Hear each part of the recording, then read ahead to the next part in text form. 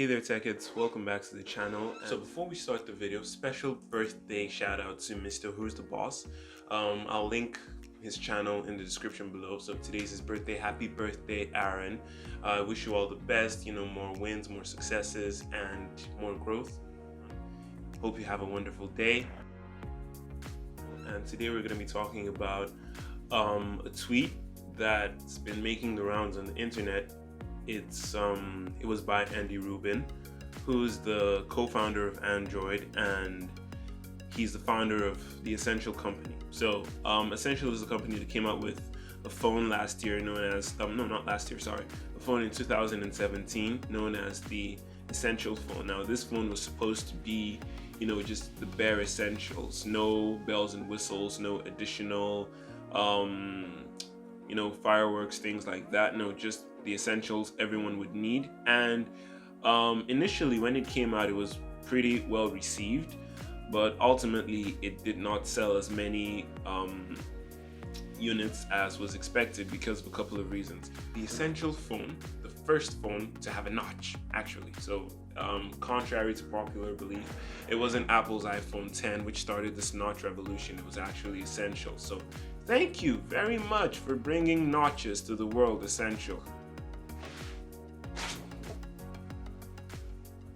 So this phone had a very good build quality. So it had a very premium build quality. It was made out of ceramic and titanium. So rather than our traditional glass and aluminum sandwich we have nowadays, back then the back was made out of polished ceramic, which is more scratch resistant than glass but more brittle, so it was more breakable. So it was kind of confusing, but it was new anyway. And the chassis was titanium, which is much stronger than aluminum, which is being used today. But so it had pretty good it had premium build quality, and it had flagship specifications at the time: Snapdragon 835, Adreno 540, things like that. It was really cool, and it was running basically stock Android. So no bloatware, no custom skin, nothing like that. It was just pure stock Android, which made the phone look really, really clean.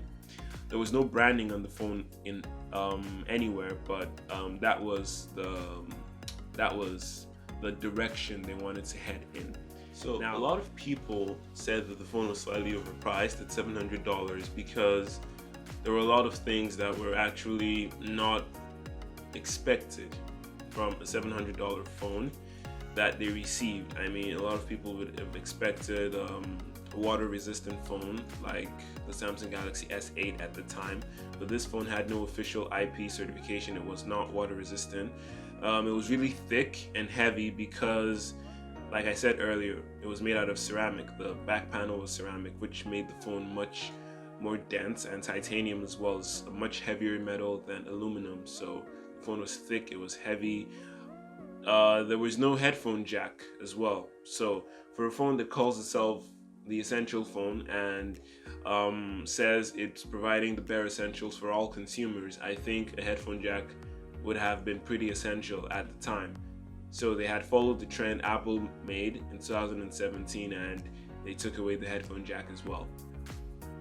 There was very, very the biggest reason anyway, people did not really take this phone very seriously was because the camera was just horrible. The cameras rather.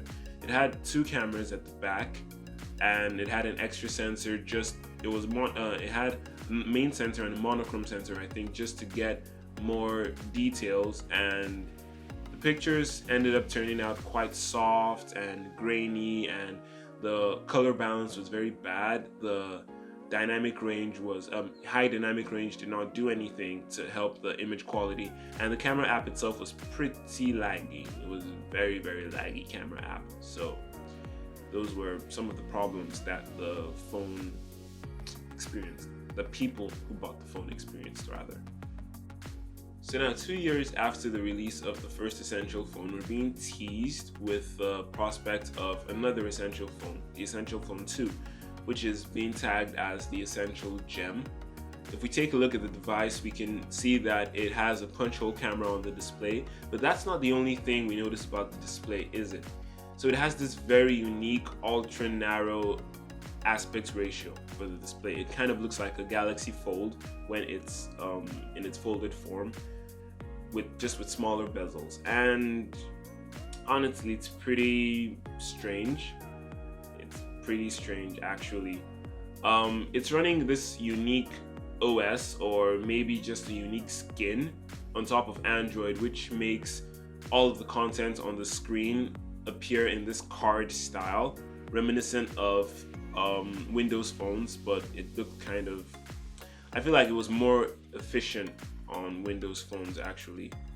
Now the back has a glossy finish, a fingerprint scanner, and a single camera lens.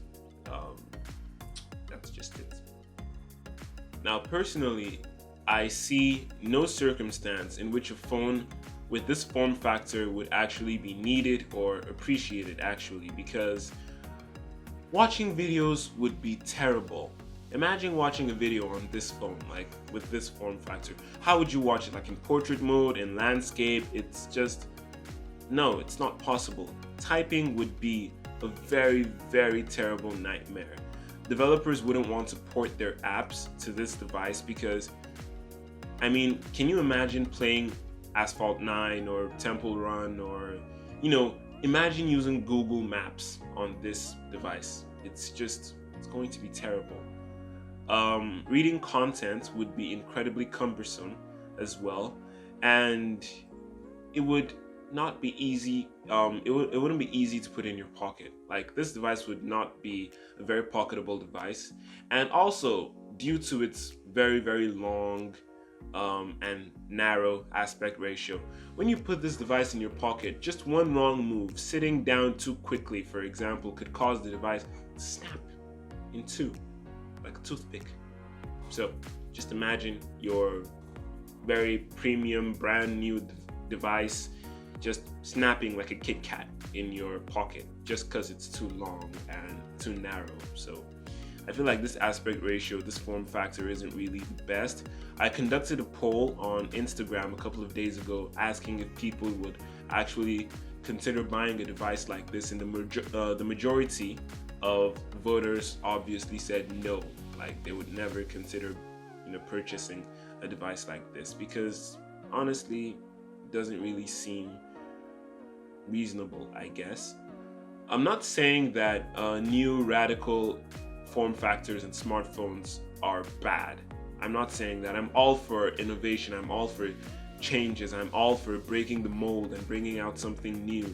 I admire Xiaomi and Oppo, who are bringing out under display selfie cameras. I admire Samsung with the Samsung Galaxy Note Edge. They introduced this curved display trend that all phones seem to be leaning towards nowadays. I admire FlexPi, the Royal FlexPi. Even though it was bad, it was our first commercially available flexible smartphone. I admire Huawei with the Mate X, which isn't out commercially yet, I guess. I admire Samsung as well with the Galaxy Fold, another foldable device. Despite all the issues they had, at least, these were devices we could actually see, they could have real life applications. But this particular super narrow device, it's more, I don't know. I don't think there's any situation in which this device would actually be usable. In my opinion, this phone would just be a total bust. It would be a joke. It would be, yeah. The specs for the device, however, have not been announced, so we're still currently awaiting whatever specifications this device might have. But I still think that no matter the specifications, it would not be a justification for this terrible, terrible form factor, this very, very horrible aspect ratio. I mean, they could probably just use it as an accessory device, like, a Palm phone, like just to assist your normal smartphone. But even as an accessory device, it would still be terrible. Yeah. So those are my thoughts on the Essential Phone 2, the Essential Gem. Please let me know whatever you think in the comment section down below. Don't forget to smash that like button, turn on post notifications so you don't miss more videos like this. Please make sure to check out other videos of mine. They should be floating somewhere around here. And yeah, that's it. So thank you guys so much for watching. I'll catch you in the next one. Peace.